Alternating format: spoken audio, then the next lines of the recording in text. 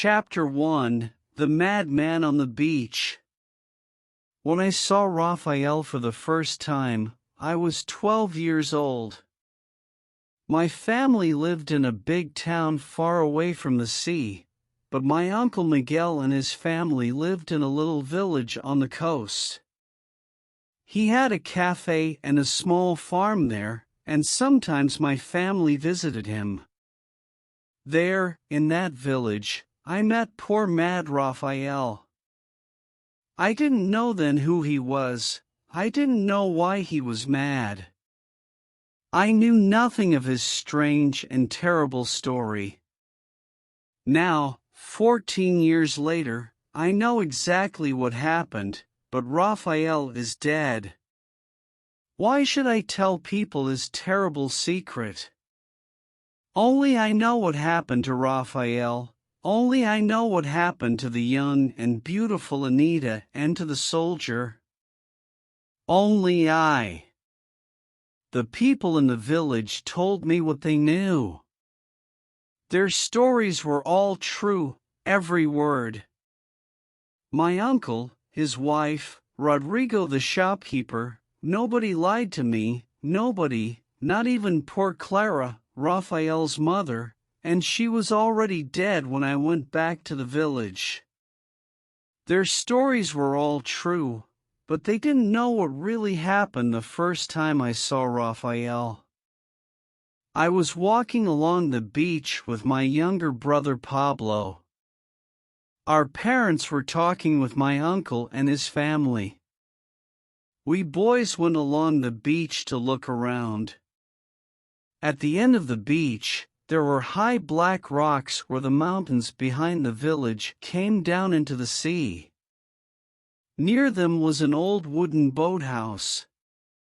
It had no doors, the roof was broken at one end and open to the sky. Inside, there was an old wooden fishing boat. My brother and I looked inside. The sand was deep and soft on the floor. Suddenly, in a corner behind the boat, something moved in the shadows. It was a dirty young man with long hair and a beard. He stood up and looked at us. His eyes were open but empty. He looked at us, but he didn't see us. He was very thin. He put one hand to his neck. I saw something shining under the dark beard. There was something small and bright on a thin fishing line round his neck. He pulled it out to show us. It was a small gold ring in the shape of a fish. Suddenly, he spoke. His voice was clear but thin and high. He spoke words, but they didn't mean anything. "She gave me the golden fish," he said. "She gave it back to me." Then he laughed, and when he laughed, my brother and I were very afraid. He laughed and laughed, but his eyes were big and sad. We ran out of the boathouse. The thin young man came up behind us. He stood in the sunshine and laughed.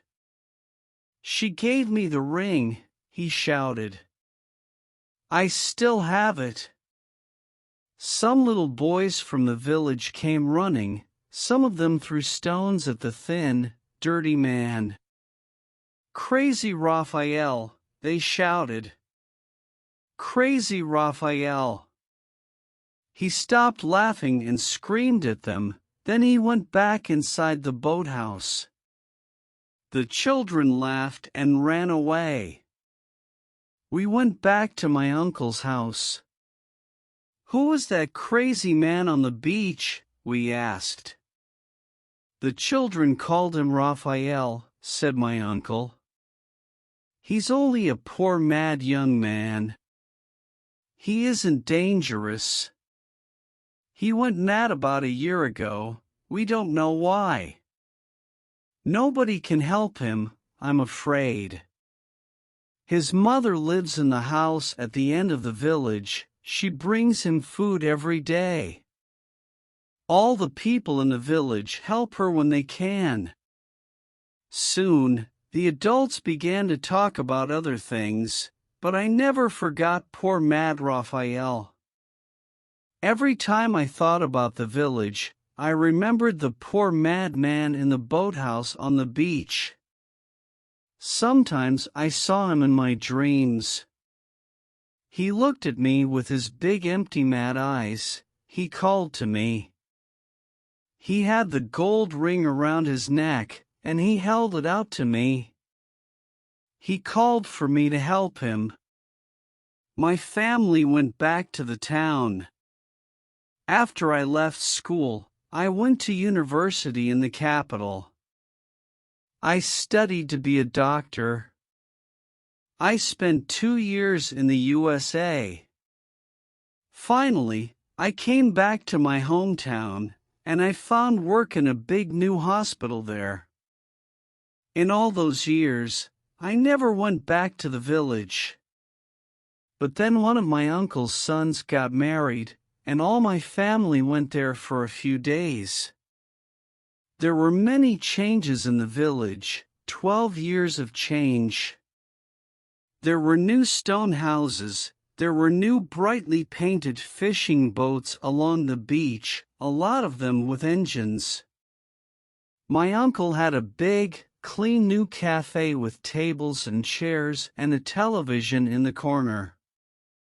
It was all very different from the village that I saw as a boy.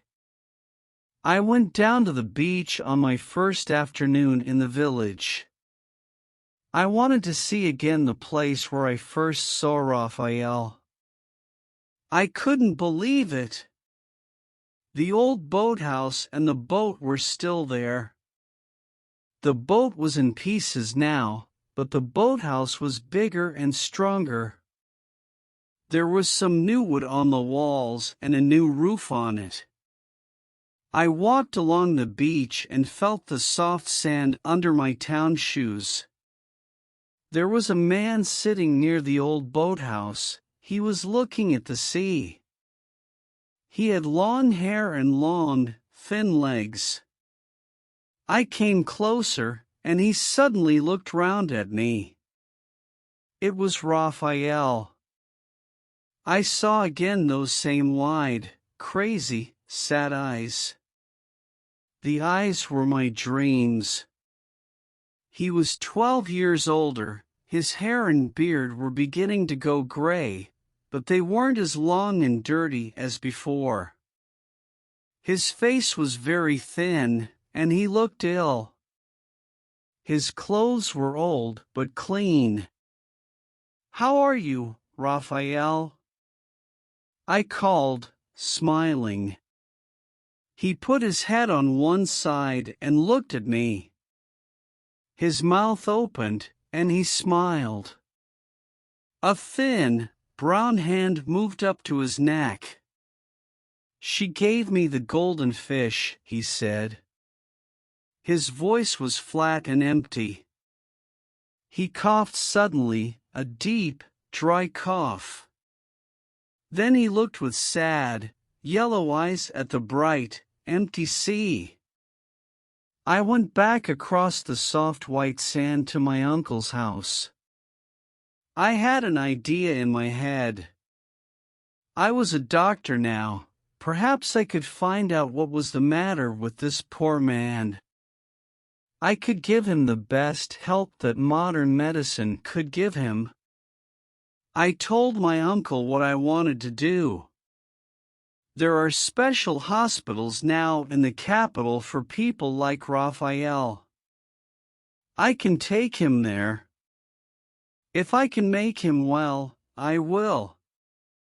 If not, he can stay in a hospital there. He will have a bed, good food, nurses all the time. It's not good for him to sleep on the beach. He looks ill. I asked him to tell me about Raphael. He told me everything that he knew. It was a long and strange story. I wrote it all in a notebook. I wanted to help the poor madman to get well. For this, I had to know everything about him. Chapter 2, Raphael's Father and the Sharks, told by my uncle. Raphael was born in the village, my uncle said. His father was called Manuel, and he was a fisherman. His mother Clara is also dead now. She was the sister of my own wife, Rosa. Raphael was their only child. He was a fine boy, never ill, good-looking, healthy, and strong.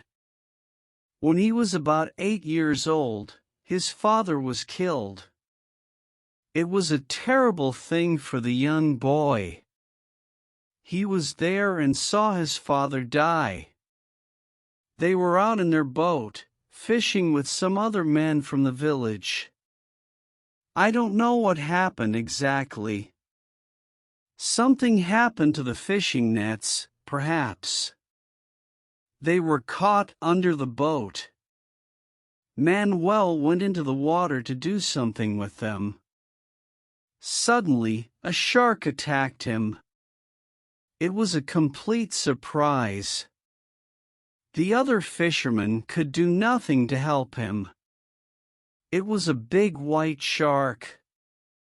It came up from deep water and bit off one of Manuel's legs, a bite above the knee. The other men pulled him into the boat. The blood from his leg ran deep in the bottom of the boat. The men put a shirt round the top of his leg. They tried to stop the blood, but it was impossible. They say that Manuel was calm at first. He felt no pain. He smoked a cigarette and he talked to little Raphael in the boat next to him. But after a few minutes, he went very white. Then he began to feel very cold.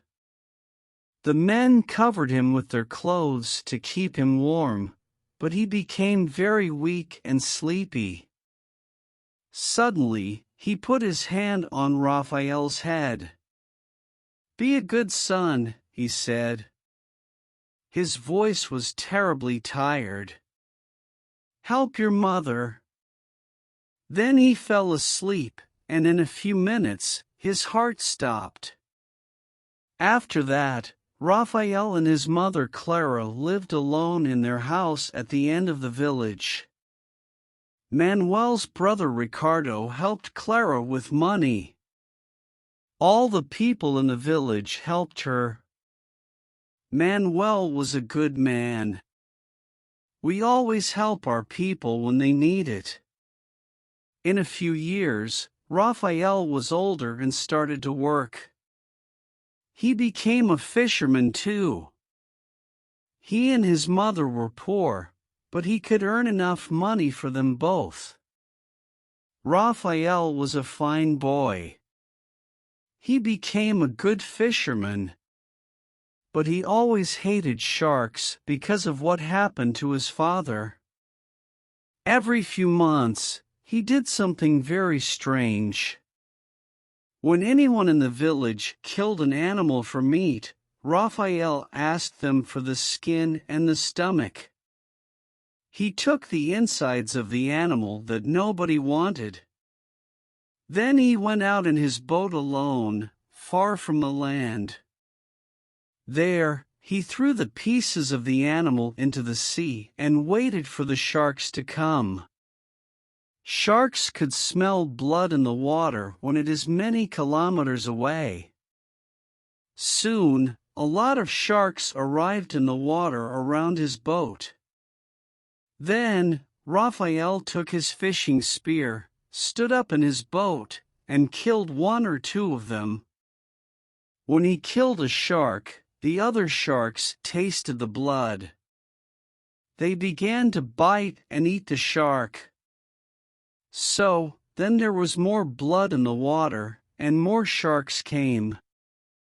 Raphael killed more and more.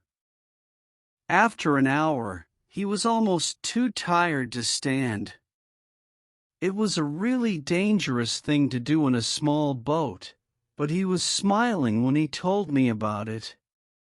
He was really happy about the dead sharks because a shark killed his father. So, Raphael grew up tall, strong, and good-looking. And, of course, he fell in love with Anita, the shopkeeper's daughter. "So now," said my uncle, "I have to tell you about Anita too." Chapter 3, Anita, the shopkeeper's daughter, told by my uncle. Anita was a beautiful child, my uncle continued. I know most children are beautiful, but she was the most beautiful child that I've ever seen. Everyone loved her. Little children, old people, men, and women. They all loved Anita. They smiled when they saw her. And year after year, she grew up, and year after year, she grew more beautiful. Her father Rodrigo, the shopkeeper, loved her most. He tried to keep her close to him always. She could never go out and talk with the village boys. But this is a small village. It was impossible to keep her at home all the time. She was a good girl, but all the young men dreamed of her and wanted to marry her. She was not only beautiful, she was clever too. Her father could read and write. Most of the people in the village couldn't. We had no school in the village in those days. So, Rodrigo taught Anita to read and write. He often went into the town to buy things for his shop. Then he brought back picture magazines and small storybooks for her. Anita was very good at reading and telling stories. She remembered everything that she read. When she was only 9 or 10, she often sat near the house, under a tree, with a book. There, she read or told stories to her little brothers and sisters. Soon, the other children of the village came and sat around her. Some of the fishermen, old and young, sat on the beach near the shop too. They liked to listen to little Anita when she told her stories. Of course, Rodrigo had big plans for Anita. He was so proud of her. He wanted her to marry someone rich and important. Perhaps a man from the city who was able to help Rodrigo's business. Everyone knew one thing for sure. He didn't want Anita to marry anyone from the village. Raphael loved her very much. They say Anita loved him too. But there was no hope for him. Rodrigo didn't want a poor fisherman to be Anita's husband. Poor Rodrigo, he loved Anita and he had great hopes for her. When she ran away, it was terrible for him. He still doesn't talk about it, not a word, not after all these years. For him, he says Anita is dead. He has no daughter of that name. But where did she go? I asked my uncle. Someone knows. And why is Raphael mad? Because Anita ran away from home? She didn't run away with him, did she? No, she didn't, answered my uncle. That's for sure. Nobody knows where she went. But Raphael stayed in the village, and that was the time when he went mad. I believe that Anita ran away with the soldier. I think they're married. They're probably living in another town, far away. But that's only my opinion. I don't really know. The soldier? What soldier? I asked. My uncle smiled and looked at his watch. It's a long and strange story, he said. Chapter 4, The Soldier, told by my uncle. The soldier, said my uncle, came to the village about 3 months before Anita ran away. She was 16 years old then, and Raphael was 18. The soldier was a strange man. His real name was Carlos, but everyone called him the soldier. He told us about his life. I've been a soldier all my life, he told us. I was in Cuba for 6 years, then I fought in Africa and many other places. I've seen the world, my friends. He had 1,000 stories, but nobody ever knew where he came from. He was very handsome, with bright eyes and long dark hair. He was a soldier, a sailor, a fisherman. Everything. He had a small boat with an engine. That was unusual in those days. He worked for nobody. He went where he wanted to. He did what he wanted to. He bought things and sold things. He could get anything that you wanted, for a price. He sailed into our village late one afternoon. He anchored his boat a few meters from the shore and walked up the beach. I never knew what he came for. It was just a small thing that he wanted, probably. First, he went to Rodrigo's shop. Then he came to my cafe and sat for an hour and talked. And there, he saw Anita sitting by the corner of the shop. Children were all round her on the ground, and she was telling them a story. He sat outside the cafe and talked for an hour or more about this and that. But his eyes never went far from the little group of children. At last, he asked me, "Is that girl your school teacher?" I laughed and said, "No, she's just the shopkeeper's daughter. She's only 16. She's not much older than a child." He left the village late in the afternoon, before it got dark. He walked through the water to his boat and climbed in. We watched him start the engine. The boat moved away, round the rocks at the end of the beach.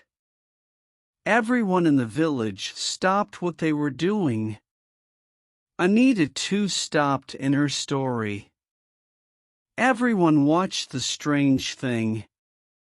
A boat that went without a sail. Of course, he came back. I told you, no man could ever forget Anita. A week or two later, his boat arrived again. And the good-looking stranger went to Rodrigo's shop. He bought a few things and talked with Rodrigo. Then he came to the cafe again. He had a drink and a talk with me. Then he went off again, along the coast. Soon, he came twice a week, on Thursdays and Sundays. He made friends with the people of the village. He was exciting and amusing. He was different from the people of the village. He was a stranger. But everyone seemed to like him. We listened to the stories about his travels and his life in other countries. He always spent an hour or two at my cafe. He sat and drank with us and told funny stories. Many of the fishermen came to the cafe when he was there. I liked him. The other men did too. He often brought little presents for people. He brought me a little cassette player one day. It was something new for us. We had no electricity in the village then, and we knew very little about the outside world. He showed me how it worked, then he brought me new batteries for it every 2 weeks. He gave me some cassettes for it too, of music from the cities, dance music from Latin America, and Mexican love songs. A cafe must have music, he said, music for the customers to enjoy. After that, I kept the little cassette player on the bar. Every time the soldier came to the cafe, I played some music for him. When the cafe was busy, I played music for the people of the village too. He brought a paraffin lamp for Rodrigo to put in his shop. It was a very bright light. No house in the village had a light like it. The soldier was becoming very good friends with Rodrigo. Then, early one Monday morning, we heard a terrible noise from Rodrigo's house. He was shouting, his wife was screaming, and the children were all crying. It seems Anita wasn't in the house. Her bed was cold and empty. There was no note from her, not a word. Rodrigo wanted to get the police. "Somebody has stolen my daughter," he said. "Somebody has taken her away in the night, dead or alive." But then they found that her little box was empty.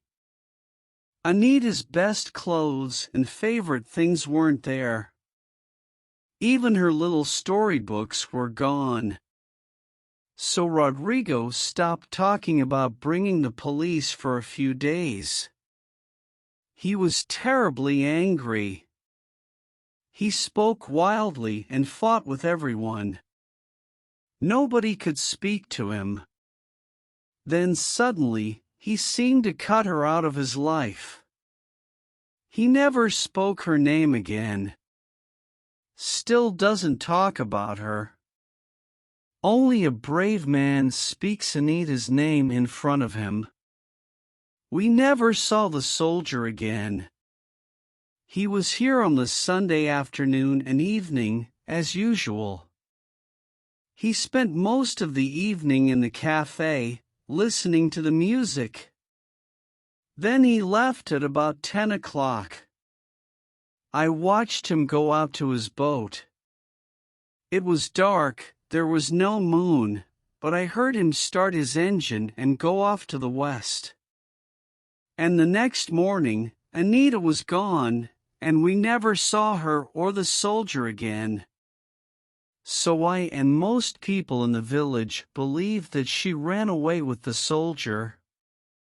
Nobody knows how they did it. We never saw him talk to her for a minute in the village. I think he waited for her in his boat along the coast, and she went to him in the middle of the night. Most of us believe they are living together somewhere, maybe with their own children now. But why did Raphael go mad? I asked my uncle, who knows? He replied, perhaps he went mad because he loved Anita, then she ran away with a soldier. Who can say? He did love the girl very much, I knew it, and his mother did too. But marriage was impossible because Raphael was a poor, fatherless fisherman. But a man doesn't go mad for 13 years because a girl runs away from home. I said, Men often lose their wives, their children. People die in accidents. This doesn't make other people crazy. Rodrigo lost his favorite daughter, the light of his life, but he didn't go mad. Who can say, said my uncle again. Who knows why things happen? Why does a man go mad? We know that Raphael was in love with Anita. He loved her for a long time before the soldier came to the village. We know that because of the gold ring. Ah, yes, tell me about the gold ring that Raphael wears around his neck. It's clearly a very important part of the story. Chapter 5, The Gold Ring, told by my uncle. Raphael, said my uncle, was in love with Anita. He wanted to marry Anita when she was only 15 or 16. His mother went to see Rodrigo to talk to him about it. I heard that Rodrigo was very polite to her. I'm sorry, he said. Anita is going to marry a rich businessman in the city. He's a very rich man and a friend of our family. Your son Raphael is a fine boy, but he's too young to get married, and he has nothing to give her, nothing at all. Raphael was very sad when he heard about Anita and the businessman. Then, after a few weeks, he suddenly left the village and went to the port on the coast. I'm going to find work in the port, he said to his mother. I want to see something of the world outside this village. I'll come back in a month or two. He put his few things in his boat and sailed along the coast to the port. It was 6 months before we saw him again. 6 months. What did he do there for 6 months? I asked my uncle. You're lucky, he replied. I can tell you Raphael came to the cafe one evening. There were no other customers that night, and he told me about his time in the port. This is what he told me. Raphael stayed in the port all the time, my uncle said. He slept in his boat on the beach. Sometimes he bought fruit and vegetables from the market after it closed. They were very cheap. Then he worked for anyone.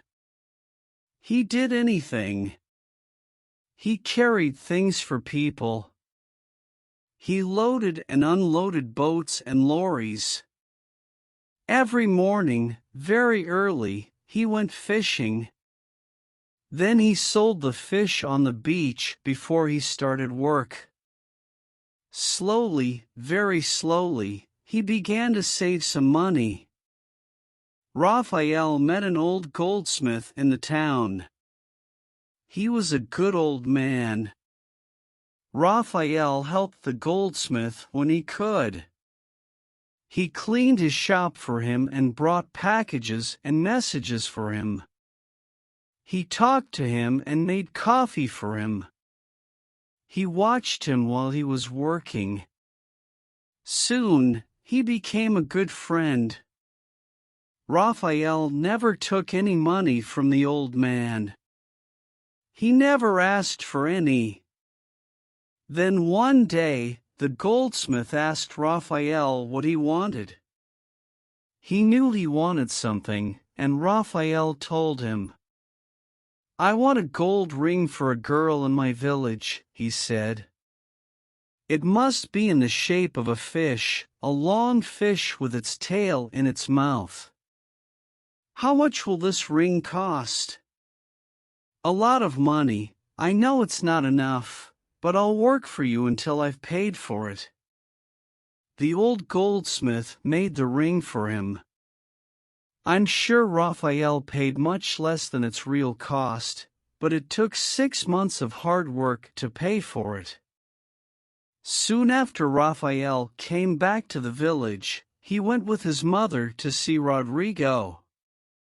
This time, Raphael spoke for himself.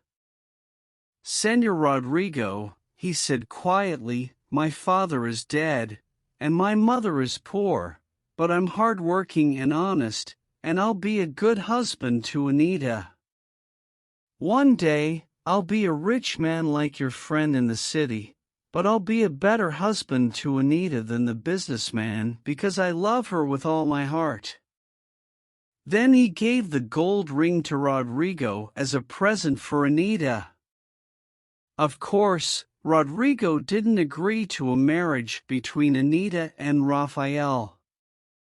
He gave the ring back to Raphael. "I'm sorry," he said, "but Anita will marry the businessman in a year or two.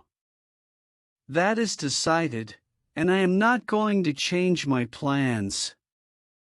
So Anita never got the ring, I said to my uncle. After all that work and time, he couldn't give it to her. "He still has it on a piece of fishing line round his neck," my uncle said. "And when did the soldier come to the village for the first time?" "A few months after Raphael came back from the port, perhaps. I can't remember exactly. But Raphael wasn't mad at that time. Oh no, not at all. In fact, he seemed very happy." "Tell me about the time when he went mad. Was it the same time exactly when Anita went away with the soldier or later?" "It's difficult to remember. A lot of things happened at that time." "What do you mean? What kind of things happened?" "Oh, little things. Strange things. Santiago's old donkey disappeared." "What do you mean, it disappeared?" "It did. It went. It disappeared. One day it was in the field behind his house, the next day it wasn't there. Perhaps Anita stole it to ride on. But everyone knew Santiago's donkey. It was too old and weak to walk 100 meters. It couldn't carry a girl." "What other strange things happened?" "I remember that on that last night, Raphael danced." "Danced, yes. He danced for hours alone here in the cafe. He never danced before, not in the cafe or anywhere." "Oh, I never saw him dance." "And of course, he never danced again because he went crazy. But I must start at the beginning." Chapter 6. The night when Raphael danced, told by my uncle. "It was a Sunday," said my uncle. "The soldier arrived in his boat in the early afternoon when everything was quiet. He lowered his anchor a few meters from the shore, as usual, and walked up the sand to the houses. He never pulled his boat up onto the beach. It was a heavy boat, and he didn't want to break the engine. He always left it in about 1 meter of water. That day, he came first to the cafe, sat, and talked with me and some of the men. We all sat outside the cafe and listened to his stories.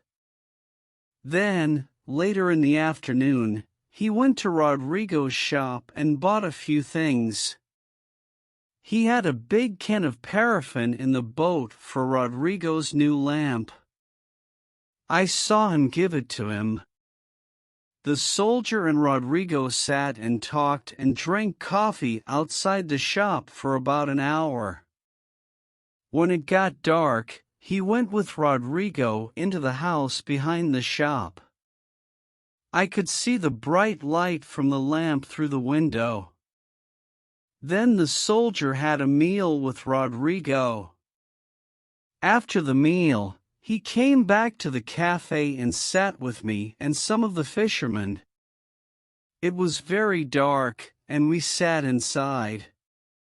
The soldier seemed very happy. He told us a lot of funny stories about his life as a soldier. Then, at about 9 o'clock, Raphael came into the cafe. We were surprised to see him because Raphael didn't spend a lot of time at the cafe, and he never came into the cafe when the soldier was there that night. He was wearing his best clothes. Usually, he wore his old clothes, even in the cafe.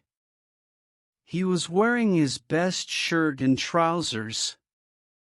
His face and hands were very clean, and his hair was still wet and shiny from washing.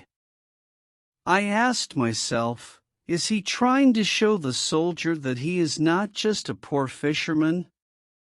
The soldier knew Raphael. He knew that he wanted to marry Anita. Everyone in the village talked about it. Raphael knew that the soldier was also interested in her. Everyone in the village talked about that too, but nobody knew the secret game that the soldier was playing. Raphael and the soldier didn't speak. The cafe was quiet, nobody spoke. Suddenly, the soldier took a cassette from his pocket. "Let's have some music," he said, giving me the cassette. I took it and put it into the player. I remember it was a love song sung by a girl with a soft and beautiful voice. We all sat and listened to it. Raphael smiled and listened to it. When the cassette ended, I put another cassette in the player, but the soldier stood up. "It's getting late," he said. "I must go." He went out into the dark night. It was about 10 o'clock, I think, his usual time. A few minutes later, we heard the noise when he started the engine of his boat. Then the sound of the engine went slowly along the coast. Soon, everything was quiet again. We could hear only the sea and the music.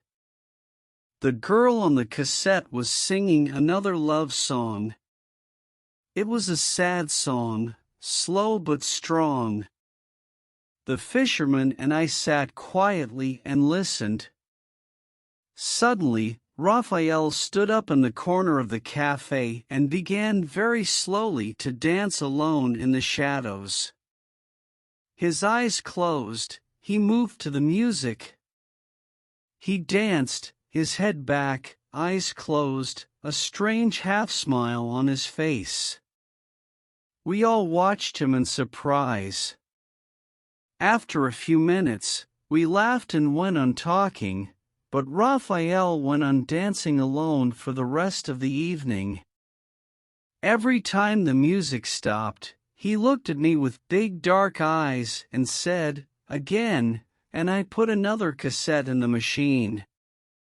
Then Raphael smiled, closed his eyes, and continued dancing. At midnight, all the other men went off to bed. Raphael was still there, still dancing. I watched the poor boy until the song ended. Then I switched off the machine. I said good night to him and sent him home to bed. Then the next morning, before daylight, we heard shouting and crying from Rodrigo's house. The news went round the village like fire. Anita wasn't there. Rodrigo sent all his family and friends out to look for her. They looked along every road, big and small. They looked in the fields and along the beach, in the rocks, everywhere. Later, Raphael came out of his house with his mother. I told them about Anita, and they were very surprised. We all were. Raphael went to his boat immediately. He planned to sail along the coast and look for her. He sailed away to the west. I watched him until I couldn't see him. He sailed round the rocks at the end of the village. He was looking at the land as he went. The next time I saw him, he was mad. Everybody in the village was out looking for Anita that morning, but nobody found her. Then Santiago couldn't find his old donkey. He came to Rodrigo's shop, shouting that Anita took it. Rodrigo was very angry. He wanted to hit Santiago and knock him down. I thought he wanted to kill the old man. Some friends of Santiago took him away quickly. After that, he said nothing more about the donkey. Then, early in the afternoon, some of the fishermen found Raphael. He was about a kilometer west of the village in a quiet place near the high rocks. His boat wasn't far from the shore, and Raphael was lying in the bottom of it. He was wet and dirty. He was looking up at the sky and laughing, and he was completely mad. They brought him and the boat back to the village. His mother and I washed him and gave him some water. We put him to bed, but he lay and made noises all night. He screamed and fought. He was like a mad animal. The next day, he went out of the house and sat by his boat. He looked at the sea all day and said nothing. We waited day after day. We gave him food and drink. We washed him when we could, but he was like a small child. We waited for him to get better, but he never did. And you never found out what made him mad. I asked my uncle. He never speaks, only about the ring. You know everything that I know now, he said. When we were washing the poor boy, we found the gold ring on a fishing line round his neck. When we tried to take it off, he screamed, so we left it there. All these years later, he still wears it round his neck. He gave 6 months of his life to buy that ring, his present for Anita, which she never had. Chapter 7, 2 Visits. The next morning, I went with my uncle to see Rodrigo, the shopkeeper. He had a fine supermarket now built of stone. He still lived in a house behind the shop, but now the house was 2 floors high and had a garden with a wall around it. He also had his own lorry with his name on it, and there was a new car next to the shop. It was clear that Rodrigo had plenty of money now. Inside the supermarket, there were all kinds of tins and packets. There were boxes of fresh fruit and vegetables. Outside the door, it was the biggest shop in the village, and it seemed to sell everything. Rodrigo was a big, heavy man. He was about 50 years old, and he wore a fine white suit and a white hat. When we arrived, he was unloading boxes of tins from the lorry.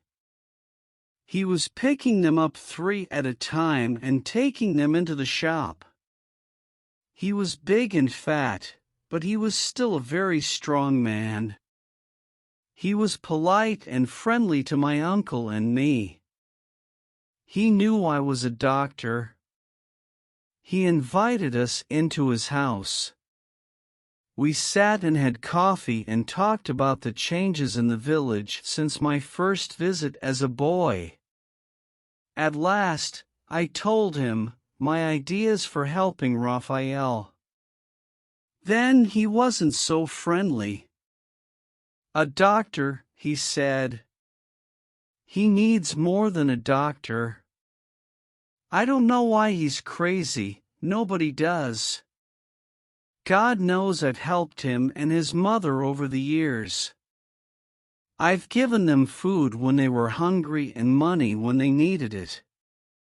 His poor mother was a good and hard-working woman. Now she's dead. It was a terrible thing to happen to her, terrible. First, her young husband was killed by a shark. Then her only son went crazy and lived on the beach like an animal. Some people say that love made him mad. But you're an intelligent man, doctor.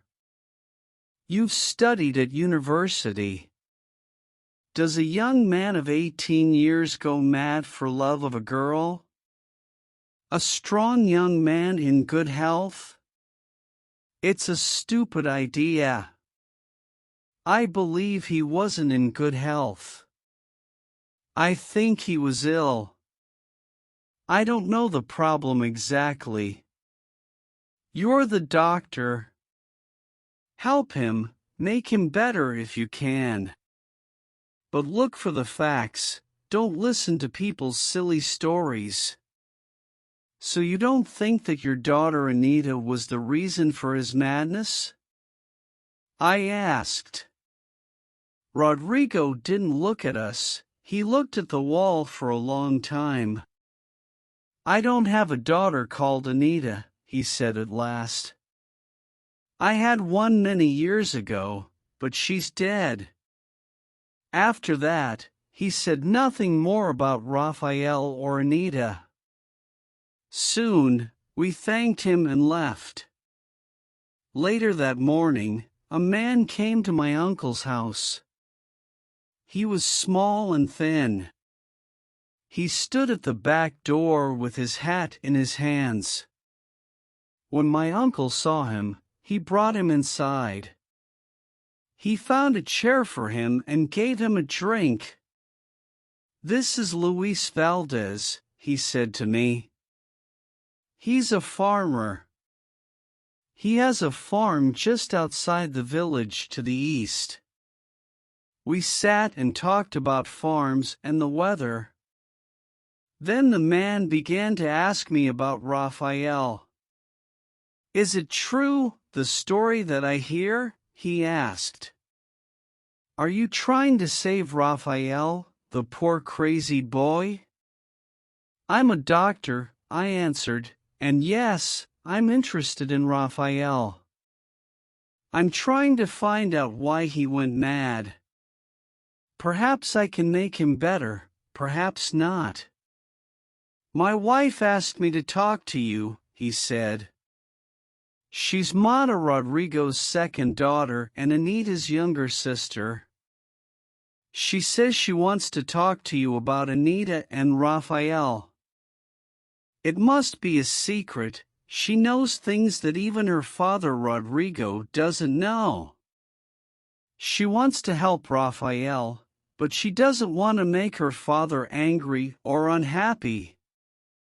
After all these years, her secrets will be safe with me," I said. "I don't want to make the people in the village unhappy. I only want to help Raphael. If she knows anything about Raphael, I'll be happy to talk to her." That evening, I went alone to Luis's house. Luis sent his children to bed, and Marta began to tell me her story. Chapter 8, The Young Princess, told by Marta. "I'm Rodrigo's second daughter," Marta told me. "I was 7 years younger than Anita. When I was a little girl, it was very strange.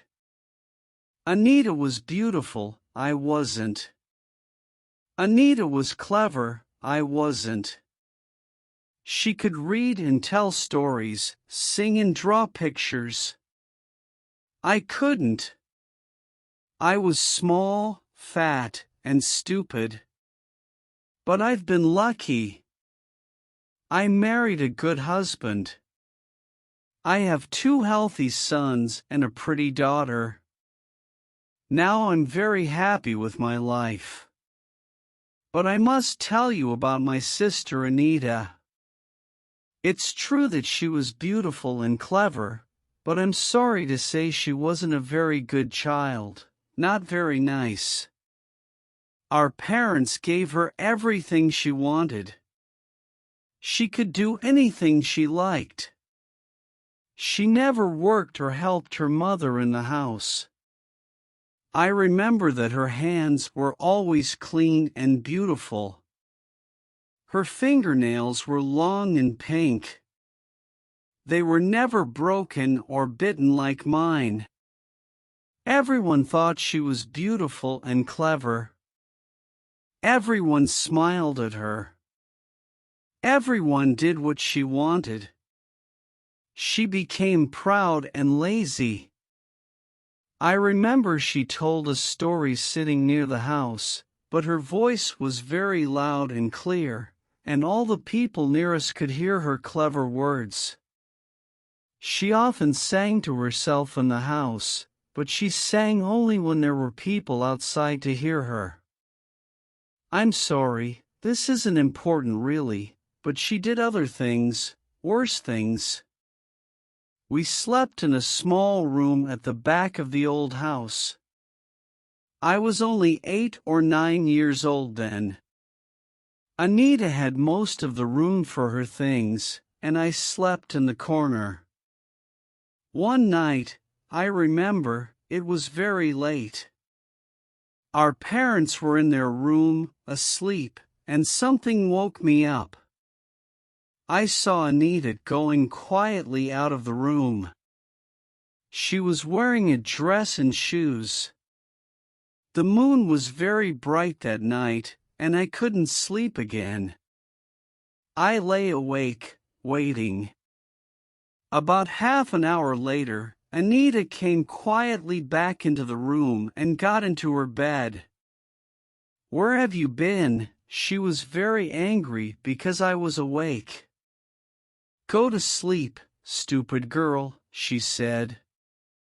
I had stomachache. I only went out for a few minutes. "Don't say anything to anyone." I said nothing, but after that, I watched her. I saw her go out on other nights. At last, I asked her where she went. She laughed quietly. "I go to meet my prince," she said. That was all that she said.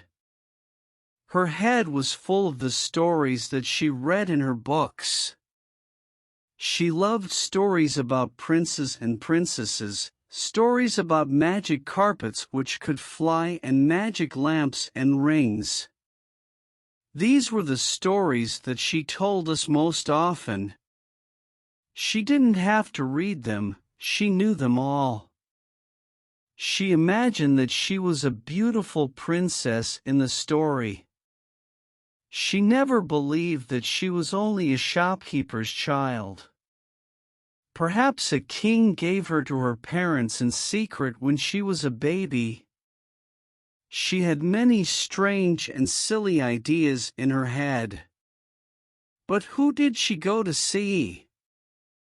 Who was this prince? I asked Marta. It was Raphael, of course, she replied. They were in love, even when they were little children. She went out at night to the big rocks at the end of the beach. Raphael came and met her there. They sat there in the rocks in the moonlight. They talked about their love and the happy married life that they planned. Our parents had no idea that she was doing this, of course. Anita told me to keep quiet about it. If you tell anyone, she said, I'll say terrible things about you to our parents. They'll believe me. They won't believe you. And it was true. I knew it was true. They always believed Anita. She could always do what she wanted. I was always in trouble. So I said nothing. Then Raphael went away to work in the port. 6 months Anita lost her prince. In the daytime, she was the same as before, but at night she cried in her bed because her Raphael was far away. But when he came back, she was happy again. She went to meet him at the big rocks. After a few days, she came back from one of these meetings with a ring on her finger. She showed it to me in the moonlight in our room. It was the gold ring in the shape of a fish. She was very proud of it. She wore it on her finger when she went to meet Raphael. At other times, she kept it under the carpet in our room. Marta stopped and drank from a glass of water. I didn't know what to say. This wasn't the same Anita that my uncle described to me. Do you know what happened to Anita? I asked. Do you know where she went that night? Marta thought for a few long seconds. I can remember what I saw, and I can remember what I heard, she said. I remember all that exactly. I shall never forget it. But I'm still not sure what happened. Chapter 9, The True Prince, told by Marta. On that Sunday night, Marta continued, I went to bed early, about 8 o'clock, I think, like most younger children. My father was in the living room. He was talking to the soldier. The soldiers stayed for a meal that evening. I could hear their voices through the walls. They had the new paraffin lamp in there with them. I remember it made a bright light in that room. Anita was in our room too. Father sent her to bed because the soldier was there. She was lying on her bed and reading by the light of a small oil lamp. She was listening to the talk in the living room too. I remember that we could hear the soldier's deep voice very clearly through the thin walls. I think I fell asleep. When I woke up, it was later but not very late. The bright light from the lamp was still shining under the door of the living room. My parents were in there, talking quietly. The soldier wasn't there with them. Anita was taking things out of her box and putting them in a bag. I sat up and spoke to her. She told me to be quiet. She continued taking her best dresses out of the box and putting them in the bag. I asked her what she was doing. I'm going to meet my true love, my true prince, she said. I'm going away with him. She laughed and sang quietly, the girl with the magic ring will always know her true love. She told me to say nothing. Then she went very quietly to the back door and went out into the dark night, quietly pulling the door closed behind her. On her middle finger, she wore the gold ring shaped like a fish. I went to the window and looked out. I was terribly afraid. I knew Anita was a silly child, but this was very, very wrong. If Father finds out, he'll kill her, I thought. He gets angry very quickly, and he's very strong.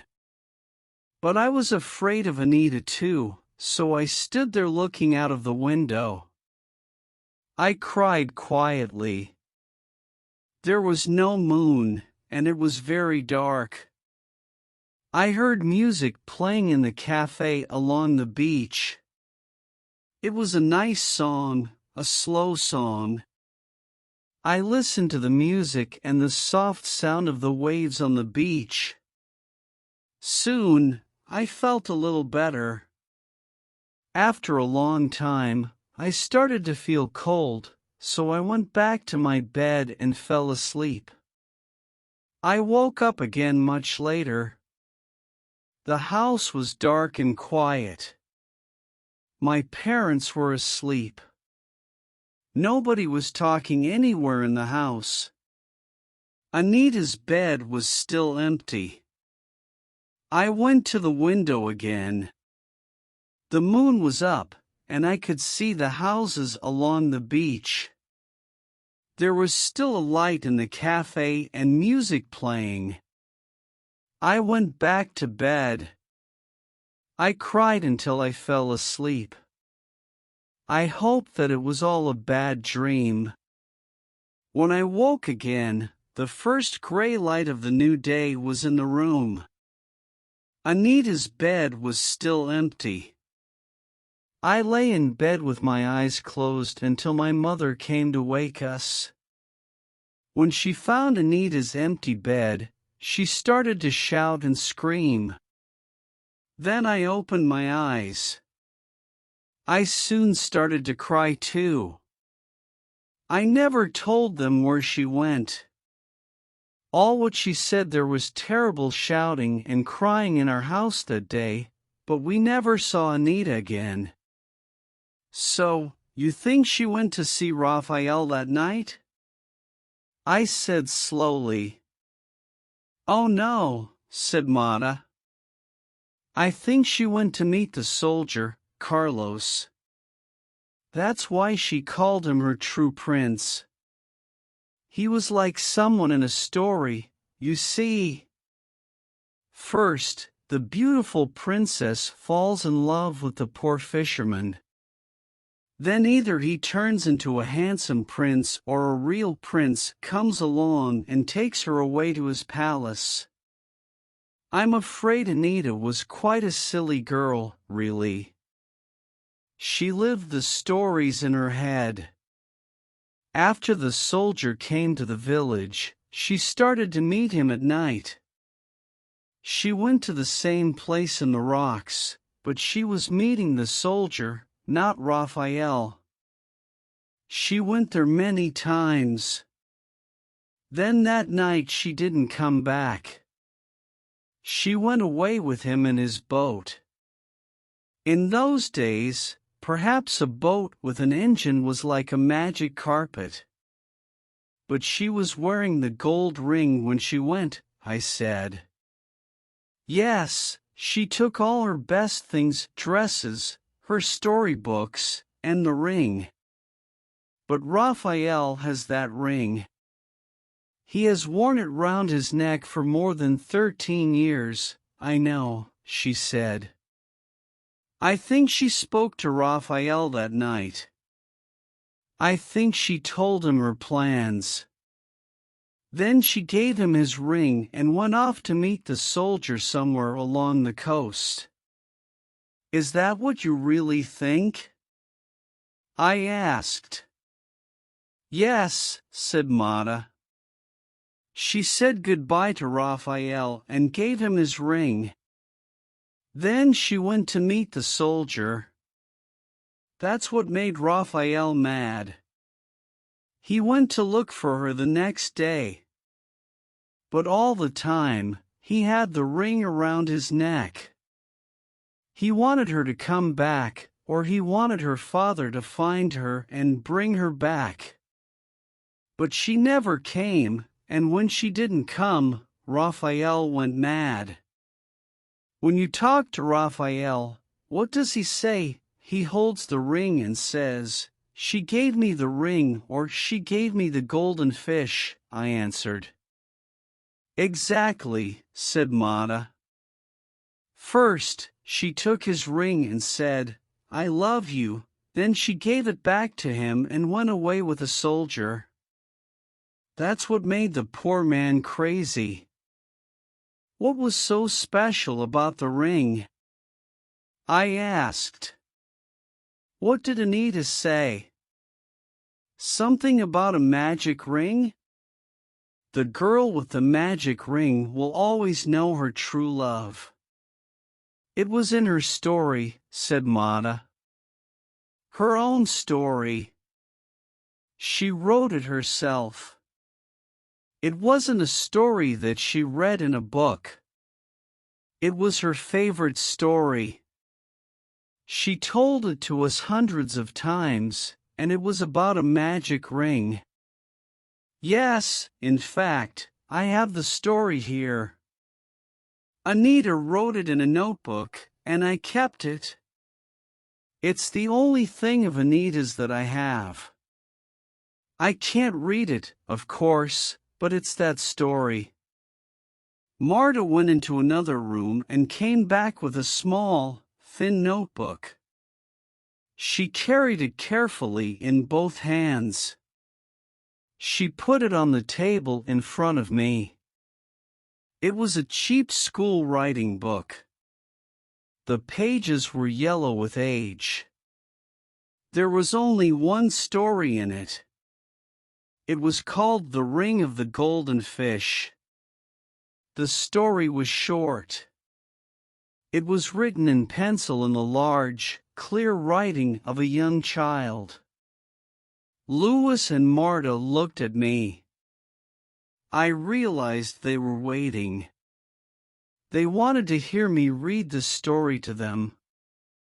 Chapter 10: The Ring of the Golden Fish. This is the story that I read to Marta and her husband, the story that was written by Anita all those years ago. A long time ago, there was a beautiful princess. She lived in a beautiful palace with big, beautiful gardens all around it. But she was sad because she had no friends. She couldn't talk to anyone or play with anyone.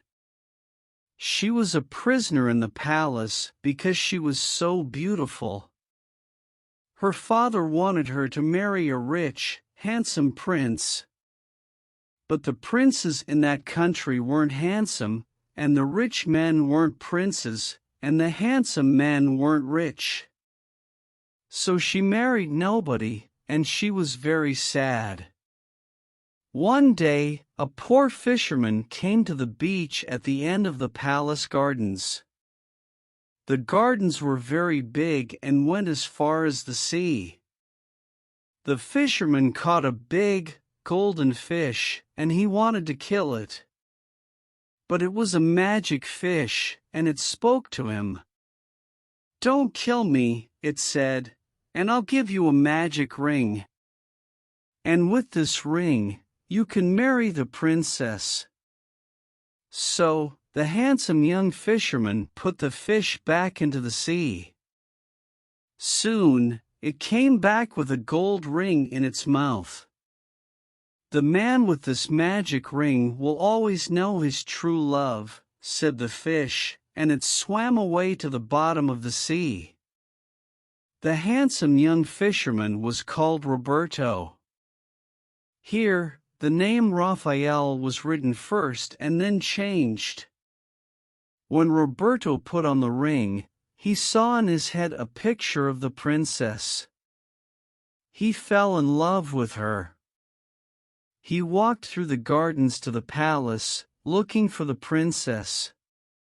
When he found her in the garden, he put the magic ring on her finger, and she knew immediately that she loved the handsome young fisherman. They went to her father, the king, and he gave the poor fisherman half his lands. And they were married and lived happily forever. It wasn't really a very good story. It borrowed a lot from other stories. But it told me a lot about poor Anita. It told me why Raphael suddenly decided to work in the port for 6 months. It told me why he brought her a gold ring in the shape of a fish. I went back to my uncle's house. It was late at night, but I sat with him and drank coffee. My head was full of changing ideas. I said very little, but I thought a lot. "Have you learned anything important or useful?" asked my uncle. "I don't know," I said. "I can't tell you what Mana told me. I promised to keep it a secret. But are you sure about what you told me? You haven't made any mistakes?" My uncle thought for a few seconds. "Yes, I'm sure. I haven't forgotten anything important," he said. "Did Raphael really come to the cafe when the soldier was still there? Are you sure about that?" "Oh yes, I'm sure. I remember how they looked. Raphael was clean and fine in his best clothes. The soldier was sitting at the table with his friends around him, but he was looking at Raphael all the time. They were like two dogs looking for a fight. And Raphael stayed in the cafe and danced until late at night." "And you were with him all that time?" "I was with the poor boy all the time until nearly midnight. Then I closed the cafe and sent him home." "Then how did Anita give him the ring?" I asked myself. "She didn't leave the house until the music was playing in the cafe. And at that time, she had the ring on her hand. And Raphael was already in the cafe with the soldier. And he stayed there until midnight, about 2 hours after the soldier left in his boat." Chapter 11, Rose's Promise. That night, I slept badly. Poor Raphael with his mad eyes came into my dreams many times. He was holding the gold ring. He was showing it to me and asking me to help him. The next morning, I sat outside my uncle's house. I looked out at the calm blue sea. I was very tired and unhappy. Soon, my uncle came out and sat with me. His wife Rosa brought out coffee and eggs for us. "What will you do now?" asked my uncle. "I don't know. I still don't know why Raphael went mad. I still don't know when exactly. I can't believe that a man can go crazy for love of a girl. You say Anita was very beautiful. Strong young men don't go mad for love. Rodrigo was right. I can't explain it. But I'm sure it was something more strange, more terrible. There is a reason that I haven't found it. I think nobody here in the village knows it." "So, what will you do?" asked my uncle again. "I'll take Raphael to the hospital in the capital. If you help me, I'll give him some medicine. Then he'll go to sleep. When he's in the hospital, I can begin to help him. I believe something terrible happened to him. I don't mean when Anita ran away with the soldier. I mean something really terrible, something strange and frightening. Raphael is afraid to remember it. That's why he's mad at the hospital. I can give him modern medicines. They'll help him to sleep and to feel happy. Then perhaps he'll remember what happened to him. If he can remember, he'll get better. Rosa was standing in the door. She came to me and took my hand. She looked into my face. Her eyes were full of tears and she looked terribly afraid. "Please don't take Raphael to the hospital," she said. "Leave him here in the village with us. He'll be all right with us." I was surprised. There were tears in her eyes. She really was very worried and afraid. I thought it was the hospital. Village people are often afraid of hospitals. They believe that people only go to hospitals to die. "Please don't worry, Aunt Rosa," I said calmly. "I won't hurt him. I really think I can help him to remember with God's help. Perhaps I can make him better. He mustn't remember Ed. He's mad because of his crime. He went mad because of the terrible thing that he did. He mustn't remember. If he remembers, he'll die." My uncle and I looked at Rosa. We were very surprised. Her face was red, and tears were running down her face. "What do you know about Raphael's madness?" asked my uncle quietly. "I'm sure you know something. Tell us now." Rosa put her wet face in her hands. "I promised poor Clara not to tell," she cried. "I promised her on her deathbed. But if you leave her poor son here with us, I'll tell you." Rosa dried her eyes. She sat on the steps in front of the house. She didn't look at us, she looked out at the sea all the time as she told her story. "I sat with his mother, my sister, when she was very ill 5 years ago before she died. I promised to be a mother to her poor mad son." "We know that," said my uncle. "You and I agreed to look after him, and we have. But what did she tell you about why Raphael went mad?" Rosa put her face in her hands. "Please don't tell anyone," she cried. I promised to keep her secret forever. "We promise," I said. "What secret?" "The secret of Raphael's madness," said Rosa. "His mother knew it, but she kept his secret from everyone. He was mad because he did a terrible thing. He did it for love from hate, the poor, poor boy." "What did he do?" "He killed a man. He took another man's life. The worst crime of all. He murdered the soldier because of his love for Anita." "He did what?" "But that's impossible," shouted my uncle. "That's what Clara told me," said Rosa. "She told me everything only hours before she died.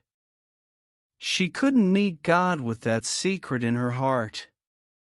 So when I asked her quietly, she said, 'I'll tell you what Clara told me,'" said Rosa. "Her words are written in fire on my heart. I'll never forget them." Chapter 12, Terrible Secret Told to Rosa by Clara. "It happened that Sunday evening," said Clara. "It was the evening before Anita went away.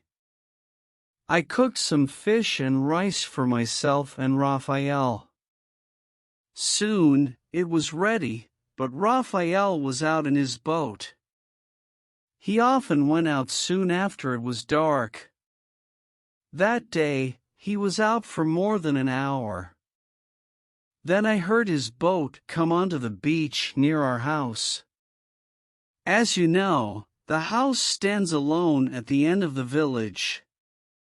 Still, Raphael didn't come to the house, and the food was getting cold and dry. So, I took the small oil lamp from my kitchen, and I went down to the sea to find him. The boat was half on the sand and half in the water. Raphael was standing next to it. He was washing the inside of the boat. There was a lot of water in the bottom of it. I came near with a small lamp. The light shone on Raphael and the boat. He was very wet, head and hair, his clothes. The water was running down him. Then, I saw something terrible. There was blood on Raphael's clothes, blood in his hair, blood running down his face. His wet shirt and trousers were covered in it. There was fresh blood on his hands, red in the light of the lamp. "God, save us," I said. "What's happened?" "I'm all right, Mother," he answered. "Don't be afraid. But I've killed the stranger who came here to steal my true love." Then I saw that all the water in the bottom of the boat was dark with blood. I put up the lamp immediately. There was no moon, and the night was dark. I looked round at the empty beach. "Take off those clothes," I said quietly. "Wash yourself in the sea until you're clean. Then go to the house and put on clean clothes. Go quickly to the cafe so people can see you. I'll wash your clothes in the boat. Nobody will know what you've done. If the soldier stops coming here, people won't be very surprised." The man was a stranger. He had no family or close friends. Raphael did what I told him. He went to the cafe and stayed there all that evening. While he was there, I washed the boat. Then I washed his shirt and trousers many times until you couldn't see the blood. "Oh, Rose, my dear wife," said my uncle quietly. "Have you kept this dark secret in your heart all these years since Clara died?" "I'd promised her," she cried. "She asked me before she died." Rosa ran into the house, crying. My uncle and I looked at the empty blue sea. We didn't speak for a long time. There was food on the table, but we didn't feel very hungry. "Is it possible?" I asked at last. "What? That Raphael killed somebody by mistake?" "No, it's not possible," said my uncle. "Rosa, I'm sorry. I didn't mean to hurt you. We don't know what happened. We don't know who killed the soldier. We don't know if Anita is alive or dead. We must find out." "Impossible," I said. I read all my notes and questions again and again. Everything seemed impossible. Suddenly, I looked at them again. There was someone in the village who was big enough and strong enough. Someone who could kill the soldier. He had a good reason to kill him. There was someone who had a good reason to kill Anita too. Perhaps he saw her leaving the house with her bag that night. Perhaps he followed her along the dark and empty beach, quietly through the soft sand. Perhaps he saw her meet the soldier. Perhaps he killed both of them and put their dead bodies deep in the sea. There was another man who loved Anita, and that man could kill her for running away. He was big enough and strong enough to kill the soldier. That man was Rodrigo, her father. But then, the wrong man was mad. Chapter 13, In the Hospital. I am a doctor, not a policeman or a detective, I thought to myself. I believed I was a clever man, more intelligent than the people of the village. I was too proud of myself. I told my uncle and all the people of the village about my plans to help poor Raphael. I, the great doctor from the university in the city, could make him well again. I was too proud. I spent a week in the village and talked to a lot of people, but I still knew nothing about Raphael's madness. I still had no idea what happened to the soldier or Anita. I couldn't be sure that Rodrigo killed them. It was a stupid idea. I didn't really believe it. I promised Rosa and Marta to tell nobody what they told me. It was our secret. I went back to my hospital to do my work. I wasn't so proud. I decided not to think about what happened in the village. It wasn't a good idea to try to change things.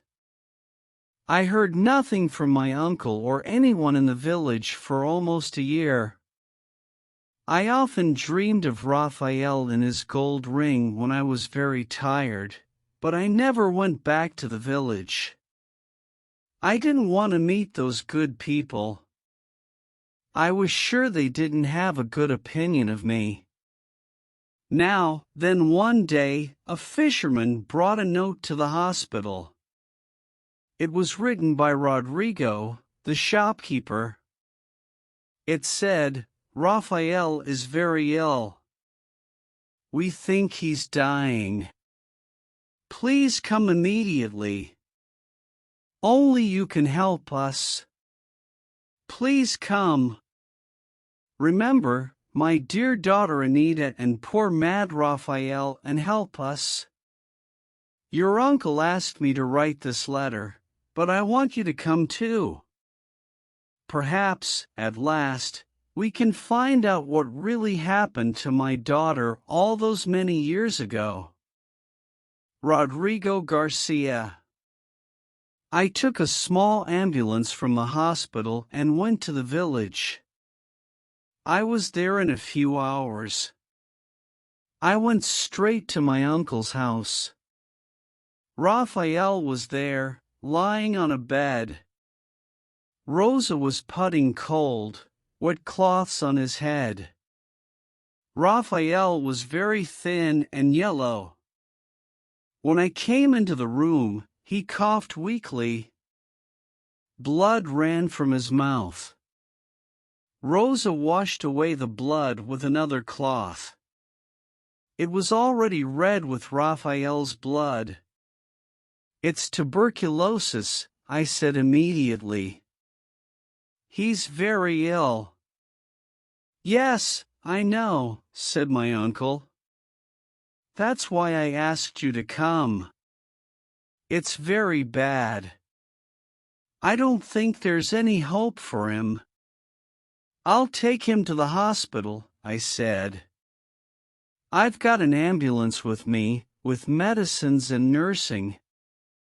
Perhaps we can still save him, but there's not much hope for him. He's very weak." We put Raphael in the ambulance, and I took him back to the hospital in the city. He was almost dead. We washed him and cut his hair and beard. We put him in a clean bed and gave him medicines. I sat by his bed for 8 hours. He didn't move. He lay like a dead man. His body temperature was very high, then very slowly it began to fall, and he fell into a quiet sleep. 2 days later, he opened his eyes. He was still having medicines, and he was very weak. He lay without moving. Only his eyes moved. He looked round the strange white walls, at the plastic bottle above his head. He looked at me in my white coat at his side. "Am I dead?" he asked very quietly. "No, Raphael," I said.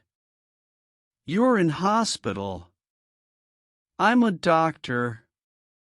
"Miguel, the owner of the cafe in your village, is my uncle. Don't be afraid. We're trying to make you well again." His mouth moved in a tired smile, and he fell asleep again.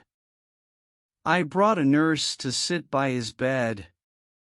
"Tell me if he wakes up or if he gets worse," I said.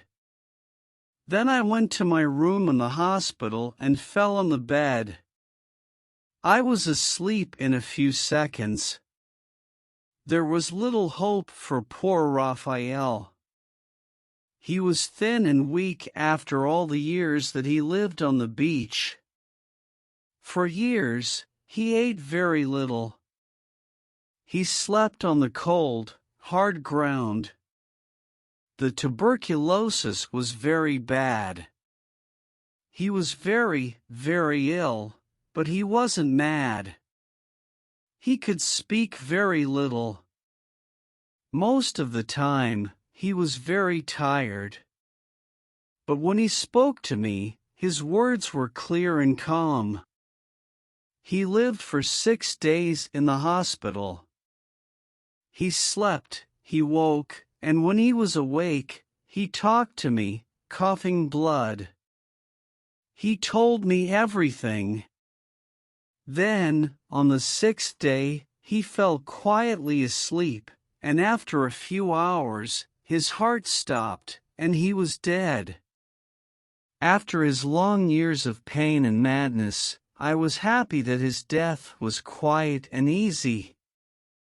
At the end, he did a terrible thing, a terrible crime, but he paid for it with long years of madness. I have written his story down here. One day, perhaps people will read it, but not until all the people in it are dead. Until that day, it must stay a secret. Chapter 14, The Murder. This is what Raphael told me. Raphael always loved Anita. He couldn't remember a time when he didn't. It was a small village, and the children always played on the beach. Anita and the other girls watched the fishermen. The men cleaned their boats and mended their nets. Raphael fell in love with Anita when they were still children. He loved her, and she loved him, or she always said so.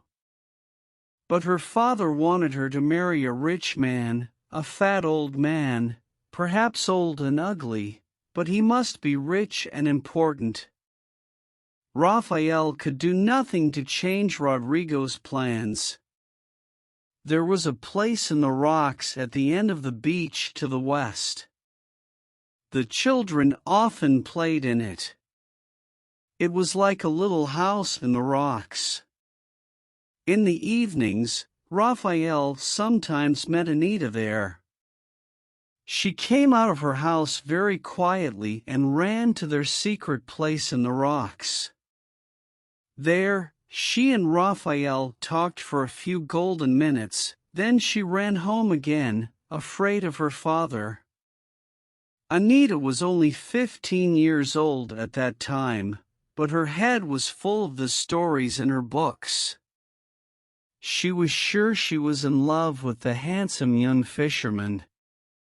Raphael brought her the gold ring. It was like the magic ring in her story. Her father didn't accept it from Raphael, but Raphael gave it to Anita in secret when they met later in their secret place in the rocks. The ring was the promise of their love. She wore it when she was with him. At other times, she kept it in her room, in the secret place under the carpet. But then the soldier came to the village. He was an older man with his bright eyes, his long hair, his boat with an engine. He was much more exciting than Raphael. When he talked with Rodrigo about his life and his travels, Anita heard his stories through the wall of her room. These stories were more exciting than magic lamps and talking fish. Anita soon thought Raphael was very boring. She stopped meeting him. She stopped speaking to him. Now she was sure she was falling in love with the soldier. But she still kept Raphael's ring. Of course, Raphael was very sad. He wanted the soldier to leave the village and go away forever. He wanted Anita to come back to him. But then one night, Raphael was coming back late from a fishing trip. He saw Anita running along the beach in the moonlight. He watched quietly from the sea. He saw Anita meet the soldier in the little house in the rocks. How did the soldier speak to her? How did Anita give him the time and place to meet? Raphael didn't know. Perhaps the soldier gave her a secret note. Perhaps Anita gave him one. They could both read and write.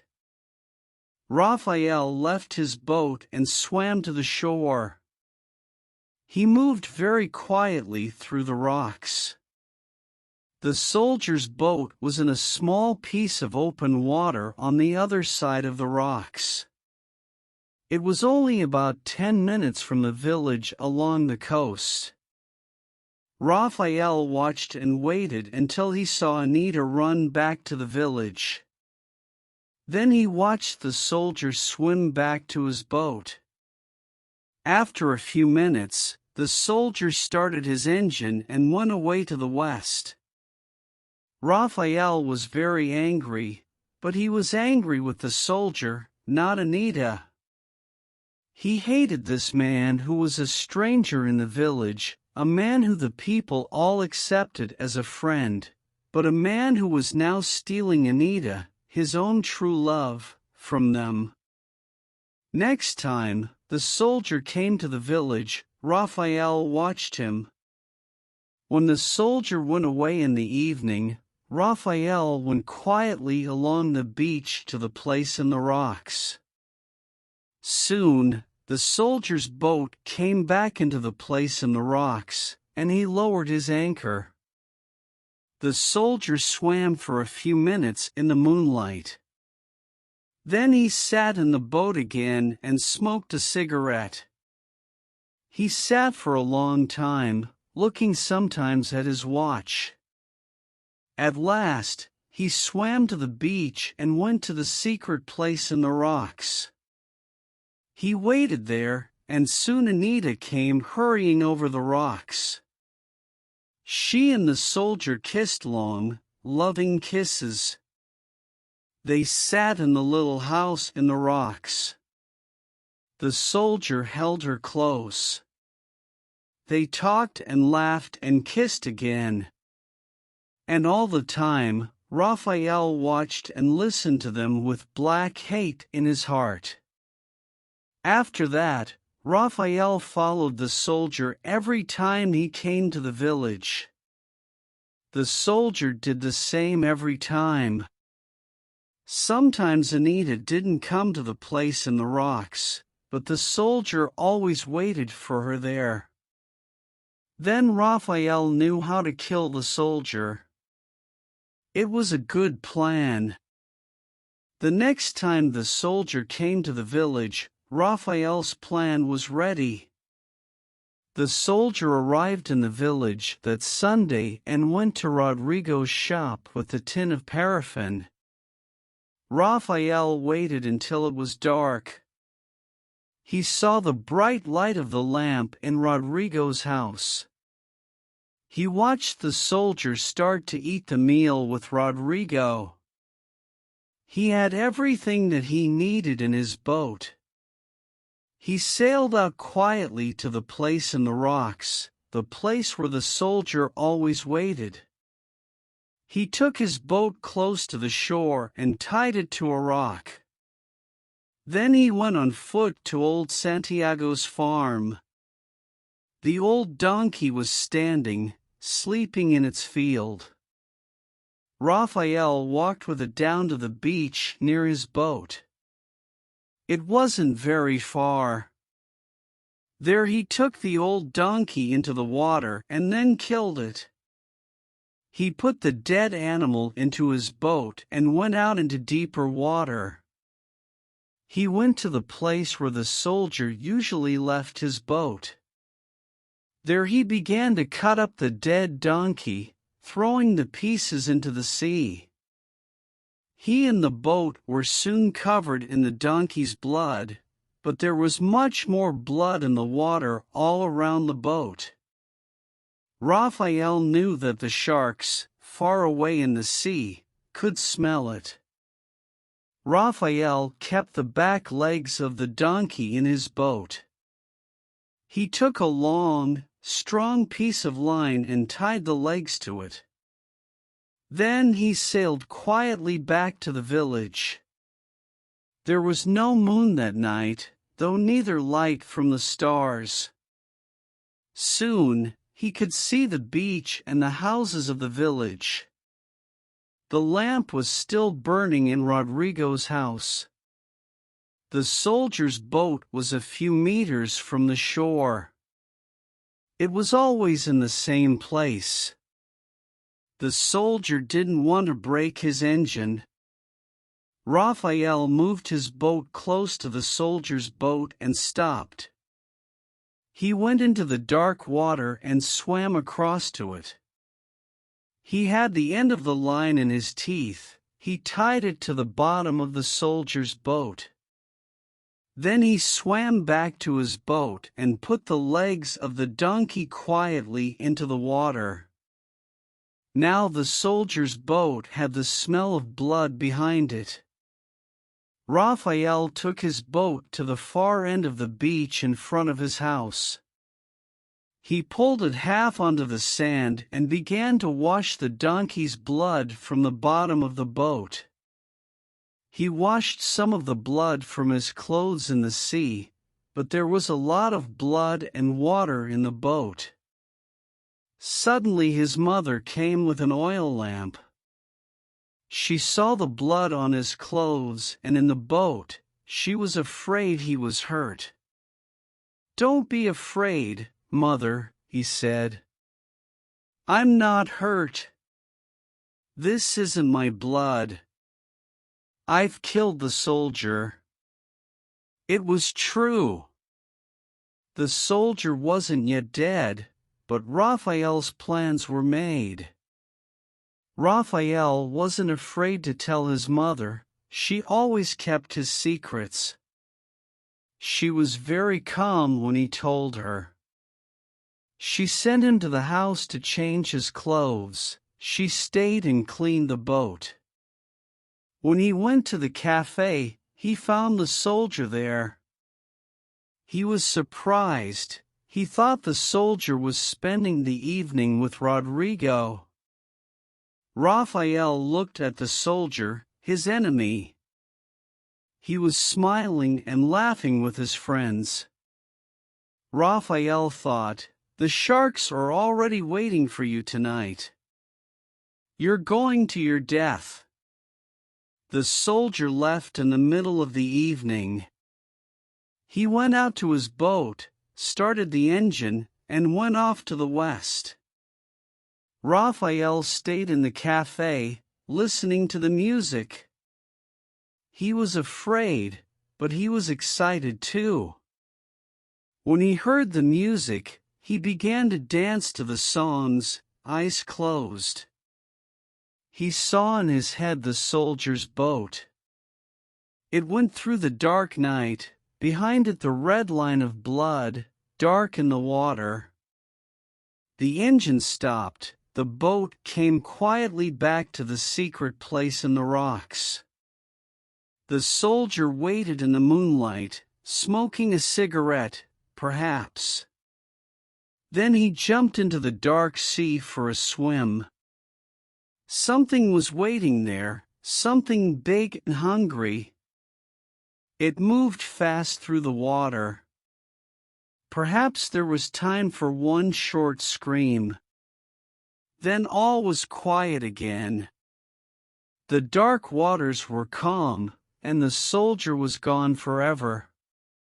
Raphael danced and smiled and saw these pictures again and again. He stayed and danced until midnight. Then he went back to his house and went to bed, but he slept only for a few hours before the first light of day. He got up quietly and went out of the house. He took his boat along the coast to find the soldier's boat. The boat was there, in the place in the rocks. It lay empty and quiet in the water. Raphael looked for the soldier in the sea and on the land, but there was no sign of him. Nothing was left of him. Raphael saw the long shadows of sharks, still swimming in the water near the boat. The boat's engine was above the water. There was a long piece of fishing line tied many times around it. Raphael laughed. "My plan was better than I thought," he said to himself. "I tied the legs of the old donkey to his boat with some fishing line, and the line also stopped the engine, so the soldier had to go into the water to untie it." Raphael took the soldier's boat far from the shore. There he made a hole in the bottom and pushed it under the water. Soon, it went down to the bottom of the sea. Raphael was happy. The soldier and his boat were at the bottom of the sea. Nobody knew what happened to him. He went back to the village and into the house to have an early breakfast. Suddenly, he was very hungry. Chapter 15, The Truth at Last. A little later, Raphael told me he and his mother heard the shouting and screaming from Rodrigo's house. They soon learned that Anita was nowhere in the house or the village. Raphael smiled to himself. Perhaps Anita was still waiting somewhere for her soldier. She can wait forever, she'll never see him again, he thought. I'll sail along the coast and look for her, he told his mother. In fact, he wanted to go to a quiet place to wash his boat again. There was still some dark blood in the bottom. He went back to the place in the rocks. It was calm and quiet there. The soldier's boat was at the bottom of the sea. Raphael took some water from the sea to wash his boat. A small shark swam slowly under it. Almost without thinking, Raphael picked up his fishing spear. He hit the shark hard through the back of the head. Its blood came out into the clear water. A few other sharks, bigger ones, smelled the blood and came fast through the water. They began to bite at the dying fish with their great sharp teeth. They fought, biting great pieces of the dead shark. Raphael decided to catch one or two and cut them up in his boat. He wanted their blood to be in the boat with the donkeys. A white shark, about 3 meters long, was pulling at the dead one. It lay in the water next to the boat, not moving. Raphael killed it with his spear and put a line around its head. Then he pulled it into the bottom of the boat. Raphael took his knife and cut the shark open from neck to tail. Pieces of meat, fish, and hair from its stomach fell out into the bottom of the boat. There was a large piece of donkey skin with its gray hair. Raphael moved it with his knife. In that second, the world stopped. Raphael's blood seemed to freeze inside him. The sky went dark, he couldn't move. In the pile of meat and fish in the bottom of the boat, there was a hand, a complete hand, white and clean. It was cut off at the wrist with one clean bite. It was a small hand with small, pretty fingers. The fingernails were long and pink. They weren't bitten or dirty or broken by housework.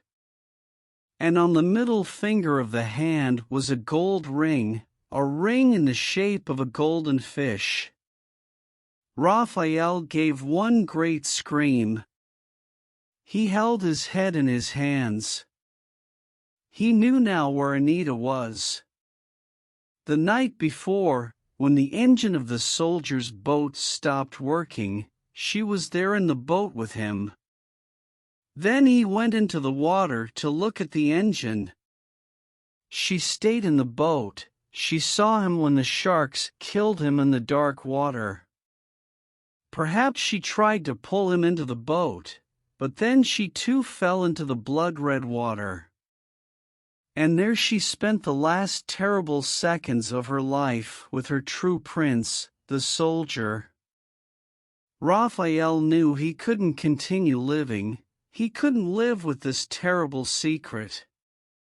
He stood up in the boat and called Anita's name. Then he threw himself into the sea.